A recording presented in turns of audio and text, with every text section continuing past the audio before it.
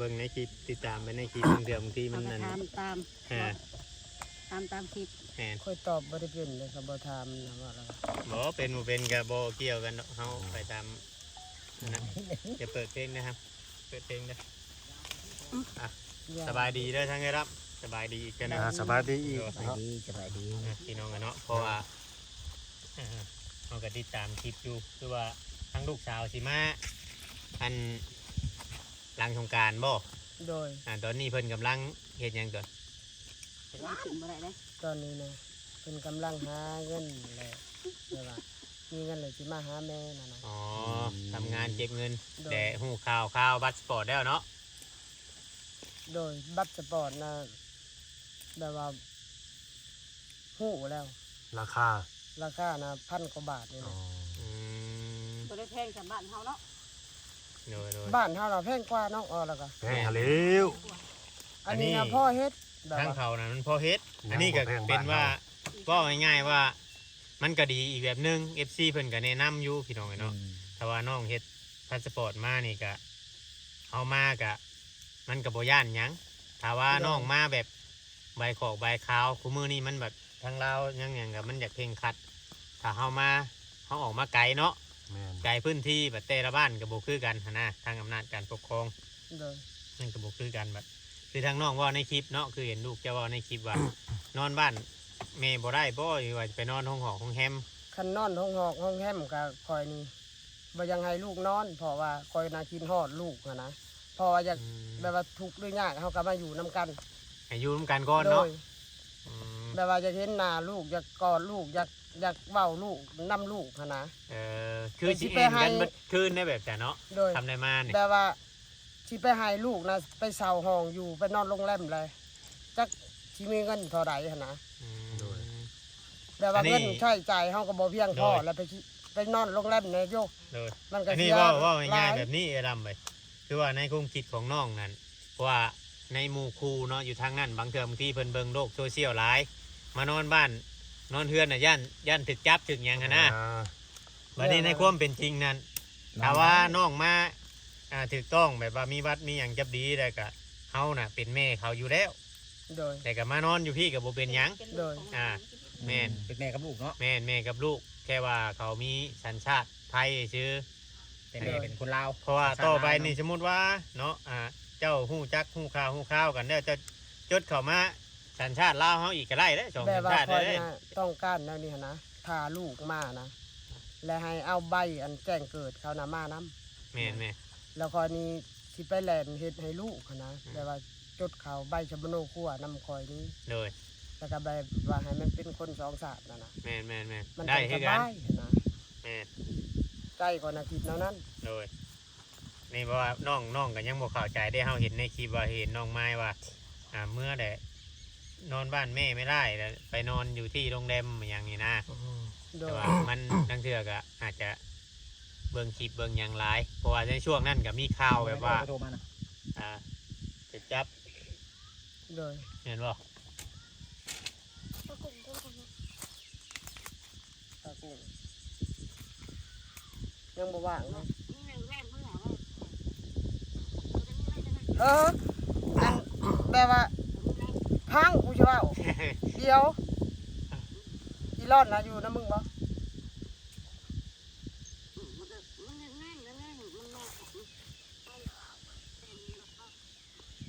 ไม่ได้ยังคุยก็ได้ครับมาบ่มีเวียด เดี๋ยวอันเต็งโทรกลับก่อน เอ้ยบ่ เออ อ๋อ เอื่อยบน โดย น้องรอด เอื่อย ไปอยู่น้ำหันหรอวะ โดย เรื่อยคนที่ได้หมดเว้าถึงนะบ่จัก โดยคนนั่นแหละ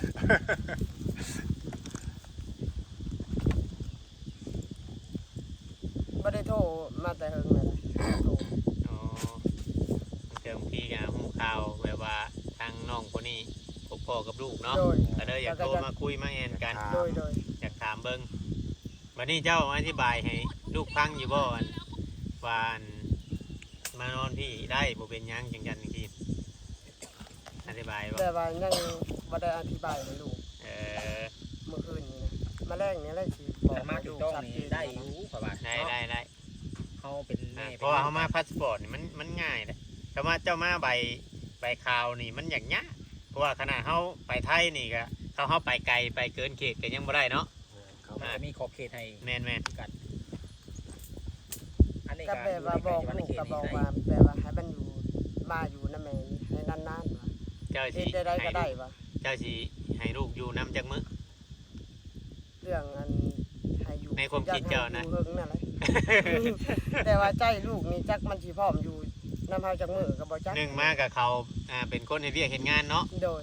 เขาเป็น จะ คน ดูเฮิงบ่ได้ อยู่เฮิง จะ บ่ น้อ ได้ ยบัดลูกเปิดเทอมนั่นนี่มัน โดย อันนี้เจ้าก็ต้องเข้าใจลูกนํเด้ โดย เพราะว่าลูกเขาสิเข้าโรงเรียนเนาะ แม่น เพราะว่าเขาว่าเฮ็ดเวียกอีกวันนี้แต่ละมื้อ โด เขา ย บ่ได้อยู่ซื่อคือคนบ้านเฮานะ โดย ตื่นมาแล้วต้องหาเล่นเฮ็ดเวียกงานทำ เพราะว่าพุ่นบ่ได้เฮ็ดหน้าเนาะ โอ้ยน่ากินข้าวเจ้าเลยเหตุการณ์เหตุงาน บ่ได้เฮ็ดหน้าคือทางเฮาได้ แม่น อาชีพหลักเขาคือเฮ็ดเวียกหาเงินซื้อข้าวกิน ก็ง่ายๆว่าหาก็ได้คุยกันสองมื้อนี่ก็คุยกันไปหลายเติบแล้วเนาะ โดย ถามกันแบบว่าเพื่อความหักความเพลงเขาอันนั้นแหละเพราะว่าหมู่คู่หรือว่าผู้ใดคนฮู้จักเจ้าก็ยังอยู่หันก็ของนี้มันเป็นหมู่บ้านเนาะ โดย มาคุยมาเอ็นน้ำหลายคน โดยเมื่อคืนนี้เองก็เป็นแบบว่าอันหลายคนนะป้าลุงก็ได้คุยเมื่อคืนนี้ อืม เขาก็ยังกินฮอดคิดถึงหั่นน่ะ ป้าลุงก็ยังถาม อาจจะมีความดีต่อกันหลายอย่างเนาะ โดย อ่า อยู่นั่นก็แบบว่าบ่ได้ผิดกับไผบ่ได้เถียงกับไผปล่อยกันนะ โอ้ มีแต่ความดีต่อเขานะ โอ้ เขาจะมีความคิดฮอด บ่ง่ายอันนี้เฮาก็เชื่อเจ้าอยู่บ่ง่ายซะคือชุมเฮาเข้ามาเนี่ยเฮ็ดอยู่เฮ็ดกินมาหยังคำว่า แบบว่าต้อนรับ ต้อนรับเสมอแบบว่าคำคือผู้ลังคนนี่บ่สนใจนี่อยู่พุ่นกับบางเทื่อบางที่กับหมู่คู่ก็อาจสิติดเจ้าแบบนี้ แม่น อ่า นี่ยังก็ได้กินน้ำ แม่น มีน้ำใจต่อหมู่ แบบว่าหมู่วงเฮ็ดงานน่ะก็หลายนะเขาก็มีความคิดฮอดคอยอยู่ โดยแต่อัน FC ผู้เพิ่นเบิ่งนี่เพิ่นก็ยังว่าโอ้ยไปเบิ่งหลายเมืองหลายบ้านนี่ตามที่คอยเบิ่งมานี่สิมีแต่ทั้งอันลุงปอนกับมันเอ้ยล่ำนี่แหละเพิ่นว่าแบบคือว่า แบบว่า นักแน่นกับอันยูทูบเบอร์กลัวหมู่เพิ่นว่ามีหยังก็ให้กินย่านแต่บ่ได้กินหันนะ ตัวเองบ่ได้กิ แน น วนั้นได้กว่านะใจกว่านะแบบว่าหมู่เขามาหาแล้วคือว่ามีแต่ความดีแบบว่าจะต้อนรับหมู่นะแบบว่ามีหยังก็แบบว่าแจวก็ย่อนะเขานะหมู่อยากกินแล้วก็กินบ่อยากกินแล้วก็คะแนนเฮาย่อหมู่ โด นะ ย คันให้เฮามีฮะเฮาบ่มีว่า โดย ขนาดเอากระโปรงให้อยาวเงินให้เรายังมาเอาคือลุงปอนกัน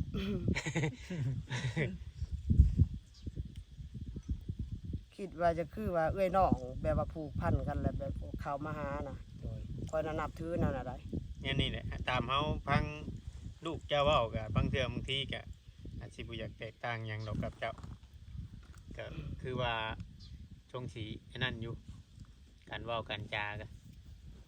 หากแต่ว่าเป็นอันเขาอยู่พุ่นนะบางเทื่อบางทีเขาก็สิฟังเราเฮาบ่อยากเข้าใจปานใดเนาะ แม่นอยู่ลูกก็ยังบอกอยู่บางครั้ง คำว่าแม่อยู่น้ำหน่อยก็คือแบบนั่นก็เขาอาจจะเว้าเล่าวเว้าหยังไปนำกันนะ แบบว่าเว้า เป็นนะ บอกลูกแน่นะ แม่น อันนี้แบบว่ามันอยู่นั่นก็มีแต่คนไทยทั้งหมดแล้วก็บ่มีคนบอกหั้นนะคำแบบว่าเฮาเว้าลาวนะ คือร้านเฮานี่มันอย่าอยู่สารคามนี่มันง่ายอันนี้เว้าเล่าวจ้อยๆได้บ่ได้เว้าไทยหรอก ไทยเขาก็เป็นได้ เป็นอยู่หากว่าเพื้นว่าชวนหลายเขาสิเว้าแต่แบบเฮานี่เนาะ แม่นส่วนใหญ่เขาเว้า มาจากชา ลาว แบบว่าอีสานอยู่มันแต่ว่าเว้าง่ายหั้นนะเว้าไทยง่าย คันคนอีสานไปอยู่ไทยนี่ ตอนแรงเนาะ ยังเว้าลาวเด้ อันเพราะว่าเราเฮ็ดเวียกเฮ็ดงานนั่งเรายันแบตเราเบิด โดย ตอนแรงเราจังสิโทรมาลมควบเก่าเขาเจ้าเนาะ โดย เขาเจ้าเฮ็ดเวียกเฮ็ดงาน FC ว่าบางคนกับบางเทื่อเพิ่นก็อยากให้เฮาถ่ายคลิปในตอนแบบมาแบบนี้อะนะพี่น้องมัน แบบ ว่า ว่ามันก็มือเวลา แม่ มันว่างนะ เวลาบ่ได้ มันว่าง พี่น้องไงเนาะ โดย บ่เวียงเอ้ยคือบ่ถ่ายคลิปมันตอนที่เขาคุยกันให้เบิ่งแน่เพิ่นว่า มีอันคอมเมนต์หันนะมีคอมเมนต์มีคนนั้น ไปกดเรา คอมเมนต์กันเข้ามาแต่มันทางน้องเพิ่นบ่มีเวลาเฮาก็เลยบ่ได้ถ่ายเวลาบ่ตรง คัน กัน เขาบ่ได้เฮ็ดงานนะได้ทายแต่ว่าลูกว่าวันอาทิตย์น่าจะว่างอยู่อะ เพราะคำเป็นวันอาทิตย์นะว่างเนาะ โดยวันอาทิตย์น่ะ เมื่อวานนี่คือว่าบ่ว่าง ม มื่อวานนี่เป็นวันอาจารย์ อาทิตย์หน้า อ๋ออาทิตย์หน้าบ่ โดย อาทิตย์นี้บ่ว่างอาทิตย์หน้าบาง บ่ง่ายว่าอาทิตย์หน้าบ่แม่นว่าวันอาทิตย์อาทิตย์หน้านี่น่าจะว่าง โดย อาทิตย์นี้บ่ว่างแล้ว โดย งานหลายเนาะอาทิตย์นี้เนาะ งานแบบว่าพวกลำไม้เมาน่ะเนาะแบบว่าเขาเล่งนะ บ่อันนี้เขาสิขอถามอีกแต่เจ้าอยู่นํกันกับผัวตะกี้น่ะบ่ได้มีบ่รับเหมาตัวนี้น่ะ มีทั้งหมด บ่ได้ผัวน่ะได้เฮ็ดอยู่บ่แบบนี้ ได้เฮ็ด อ๋อ แต่ว่าห้ามเมาต่อเติมบ้านนี่บ่ โดยต่อเติมบ้านแล้ว เจ้าก็เฮ็ดน้ำเขาอยู่บ่ ติดไฟโดยบางเทื่อก็ไปเฮ็ดน้ำเขาหั่นนะบาง อ๋อ ไปต่อเติมบ้านเก่าเขาเจ้าไปสิแบบเฮาเคยไปเฮ็ดอยู่ ๆโดย ไปต่อสายพื้นสายไฟเขาตู้ โอ้ ข ย องตู้ สา ไฟ ย อ พื้น ยู่ สาย ที่ ไฟกับผัว แม่นบ่ อันคนนั้นแม่นอยู่ เขาเคยไปเฮ็ดอยู่ แบบว่าเขาเฮ็ดได้เบิด อืม คือว่าอันผู้ไอ้ล่ำนี่แบบว่าเป็นหัวหน้านะแม่นบ่ โดยแบบ ถื ว่า อว่าเขาตู้ไฟตู้อย่างได้นี่แม่นถือว่า โดย เป็นหัวหน้าครับห้ามเมา แบบว่าผู้ใดต้องการแล้วก็แบบว่าเขาก็มีเบอร์โทรศัพท์นะเขาโทรแล้วก็ไปเฮ็ดนั่นนะ โดย อืมแล้วก็สิเอ้ยน้องเราแน่เนาะคนฮู้จักหมู่คู่นะชวนกันเฮ็ดแบบกลุ่มก่อสร้างบ้านเฮาแน่เนาะ โดย ชวนกันเฮ็ด แบบว่าคนในบ้านคือบ้านคอยบ้านอันอ้ายนี่นะแบบว่ามันขาดเคินหยังเลยแบบว่าให้เราไปเฮ็ดนะ อ๋อ เราเฮ็ดผู้เดียวนั่นแหละ โอ้ แล้วเฮาอยากได้น้ำบ่ได้ไผ่บ่นะแล้วก็มุ่งอันหลังคาหลังคมมันก็เป็นเบิดได้ อันนี้นั่นในการวางแผนเนี่ยจะว่าลูกมานี่แม่นสิได้อันเข้าไปอยู่เฮือนแม่ใหญ่ โดย ไปอยู่พุ่นเนาะ ใจฮะจะอยู่น้ำมันเฮือนอ้ายนี่มันจะสะดวกเข้าห้องน้ำหั้นนะ อ๋อ แต่ว่าย่านแม่กับพ่อน่ะเสียใจค่อยนะ โดย ญาติพ่อใหญ่แม่ใหญ่เสีย โด ใจ ย หลาน เพ มา ราะว่า บัด หลาน บ่เห็ มา เนาะ พัดมันยังเพิ่นเอาไปอยู่เฮือนอ้ายเพิ่นว่าหั่นนะ เพื่อนพ่อแม่ก็มี โดย ยันพ่อแม่ บ่อันนี้เรื่องนี้เฮาก็คุยกันกับเพิ่นน่ะเพิ่นเข้าใจแม่นว่าว่าง่ายๆว่าเฮานอนหนี้ที่ว่าตอนเว้นเฮาเข้าไปเล่นน้ำเพิ่นก็สิเป็นหยังสมมุติเนาะ ก็ได้ ก็ค่อยก็ยังบ่ได้คุยกับ โดย พ่อแม่หั้นนะแต่ว่าแบบว่าค่อยคิดหั้นนะคิด ได้ ไป ไอ้ เรื่อย นี่คุยเดี๋ยวบ่ได้คุย อ้ายนะ คุยกันอยู่บ่กับไอ้ แบบว่าคุยได้แบบว่าอ้ายนะเขาก็แบบว่าเขาก็ต้อนรับอยู่ โดย เขาอยากนอนก็น เพ อ ราะ น ทั้งเขาประตูไม่ตู้แล้วก็บ่ได้ว่าหยังดอก คะแนนบอกเหตุผลให้เราเนาะ แม่น กังเว้น ๆคำจุมเจ้าบ่บอก พี่ อันนั้นตัวมันสิผิด บ่สิ โดย เนาะต้องบอก เขาบอกว่าอยู่นี่ย่านว่ากับค่ำคืนมัน เราต้องคุยกัน นะนี่ โดย ประเภท แบบว่า จะ ยากเวลาเขาห้องนอกห้องน้ำนะ อันนี้หนึ่งมาคือว่าลูกนี่บางเทื่อกะลูกเข้าใจแม่อยู่บางเทื่อลูกผัวเขาได้บัดนี้ โดย เขามานำกันเนาะ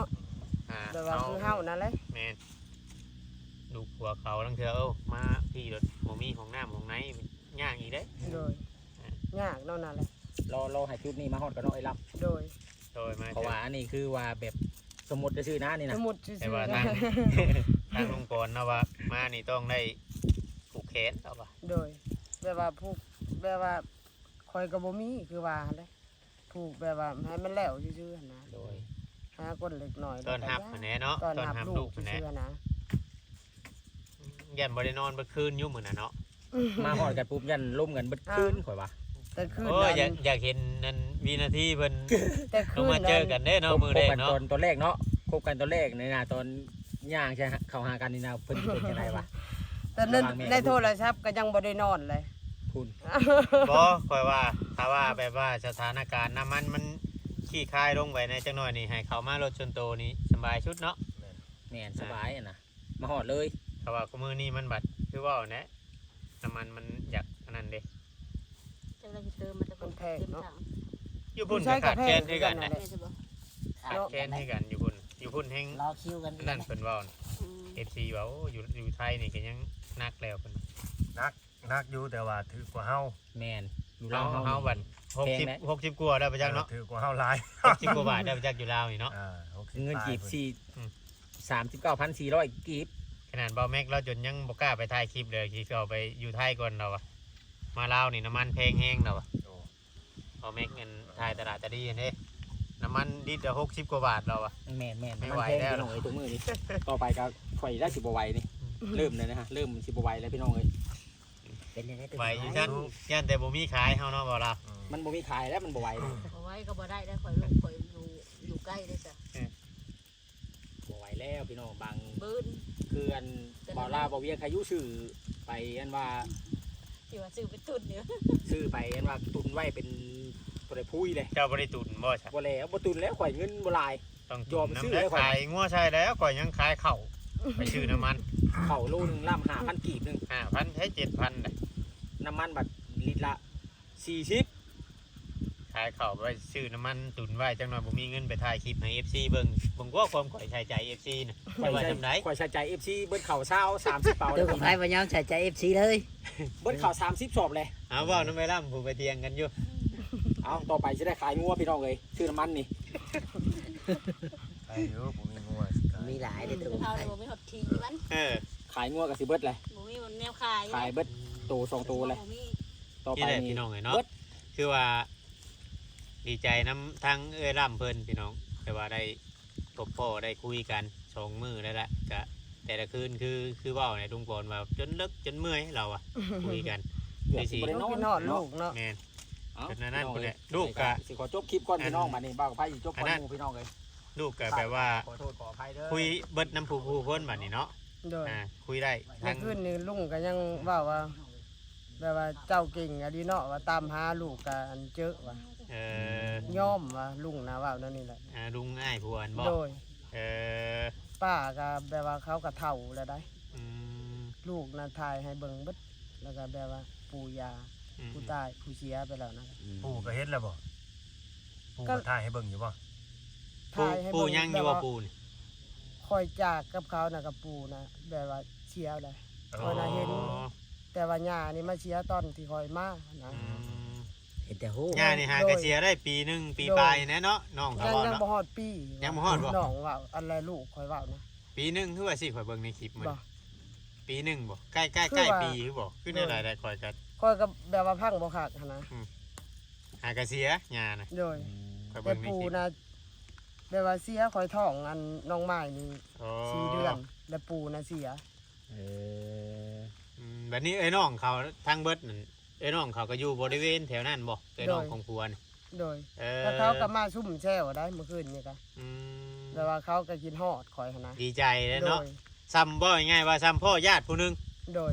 ซ้ำพ่อญาติผู้หนึ เขา ง ก็ตื่นเต้นเบนทุกคนแล้วก็ ตื่นเต้น อัน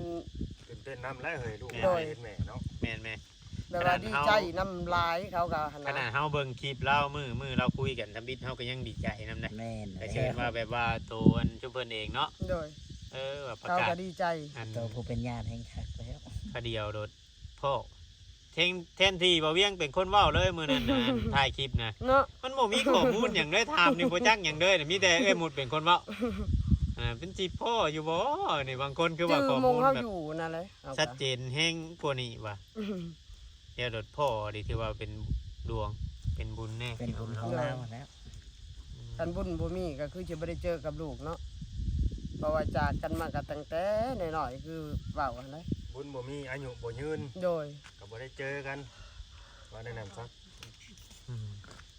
หรือว่าบุญมีอายุก็ยังยื อัน น นี้ก็คือนอนพันบัดนั้นบ่เห็นข่อยว่า คือนอนพัน คื เล น ย นี้ โดย นอนรับอยู่บ่คืน คืนนี้ฮะนอนรับในคืนตอนแรกนะก็คือ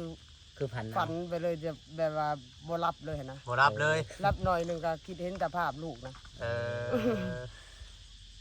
อย่าคือเฮาฝันนี่ อืม ก็คือบ่แม่นเรื่องจริงนี่คอยนะ อืม อืม ดีใจหลายก็เป็นเดี๋ยวนี้เนาะ อืม ใจหลายใจหลายคือนอนบ่หลับ เนาะ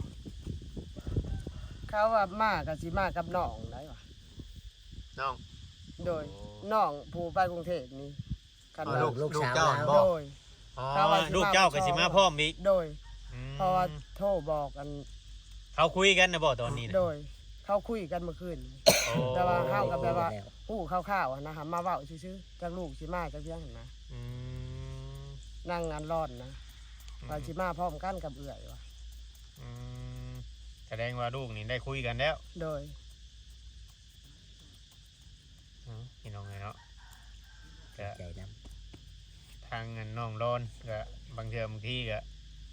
ให้ให้หยังหางานหาการให้อยู่ใกล้อยู่หยังก็ดีขึ้นไปอีกแบบนึงอีกเนาะ โดยแบบว่าเขา ไปพ มาบ้าน ไป เลยแบบว่าให้มันไปน้ำเอื้อยเลยก็ได้นะคันว่ามีงานนะเห็นเขาสองคนเมื่อคืนนี่นะโอ้ยดีใจบ่แม่นน้อยพะนะ คิดว่าลูกก็ฮู้อยู่ว่าลูกผู้นี้ก็แบบว่าเฮากระจากเขาแต่ยังน้อยคือคอยเว้านั่นแหละ อืม เขาไปเฮ็ดงานเหตุการณ์หั้นนะ อืม แต่กินฮอดลูกหั้นนะจะเห็นลูก อืม แบบว่าเขามาแล้วเยี่ยมย่ำแล้วจะให้เขาไปไหมหั้นนะ โดย คิดในใจหั้นนะ อืม เขาว่าสิมาบ่ช้องแฮงดีใจแล้วข่อยว่า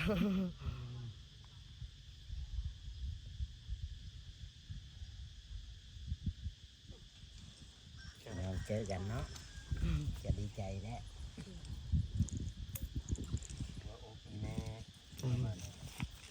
อันนี้มีแต่ว่าเขาพ่อใหญ่ไม่ใหญ่ก็เจ้าก็คุยแล้วก็อธิบายให้เราฟังคำว่ามีแต่ลูกเฮานี่ก็บอกว่า อันนี้มันมีลูกเขยนำมานำ ห แบบ ลาน นี้ เค นะ ยเนาะ เพราะว่าเพิ่นคือสิเข้าใจอยู่ดอกชาเฮานะเราคือสิเข้าใจ พอเพิ่นก็แบบว่าเนาะ แต่ว่าเราอะดีใจได้พ่อใหญ่แม่ใหญ่ก็ โดย ตามเขาคุยกับเราอะดีใจเราว่าโอ้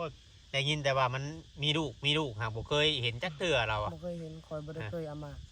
บ่เคยเห็นจักเทื่ออยากฮู้อยากนั่นเราอะอยากเห็นเราอะ ข่อยมาจากมันนะ